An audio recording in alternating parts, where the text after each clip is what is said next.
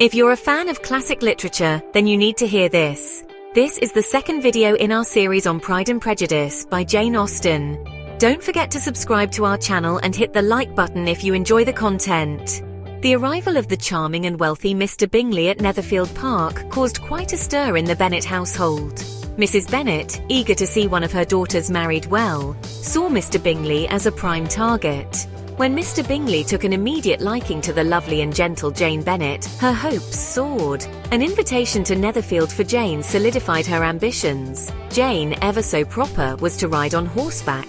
Mrs. Bennet, with a mischievous glint in her eye, hoped a bit of rain might necessitate a longer stay. As fate would have it, the heavens opened, and a downpour ensued. Jane, soaked to the bone, arrived at Netherfield looking less than her usual radiant self. Mrs. Bennet's plan, though inadvertently successful in extending Jane's visit, backfired in a most unexpected way.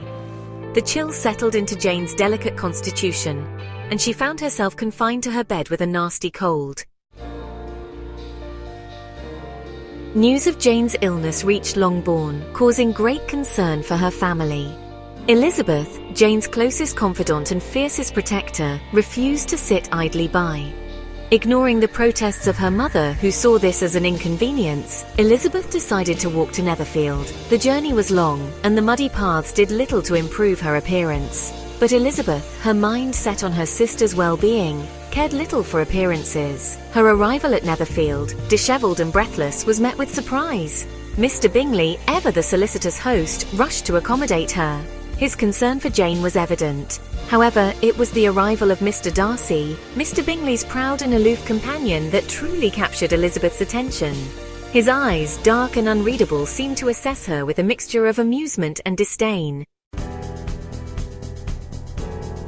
Elizabeth's presence at Netherfield did little to ease the tension between her and Mr. Darcy.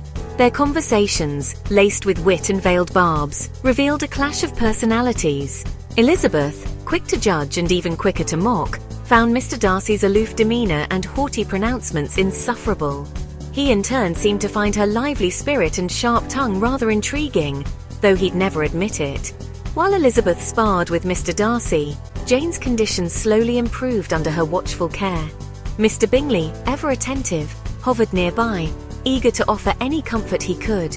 His affections for Jane were evident in his every word and gesture. Jane, though weak, found herself drawn to his genuine kindness and cheerful disposition. Their shared love for books, music, and long walks in the countryside solidified the growing bond between them. As the days passed, a strange sort of dance began at Netherfield. Elizabeth, torn between her disdain for Mr. Darcy and a grudging admiration for his intelligence, found herself drawn into increasingly heated debates with him. Their interactions, filled with witty repartee and veiled insults, masked a growing awareness of each other. Meanwhile, Jane, her health restored, basked in the glow of Mr. Bingley's affections. Their interactions, though marked by propriety, hinted at a deeper connection.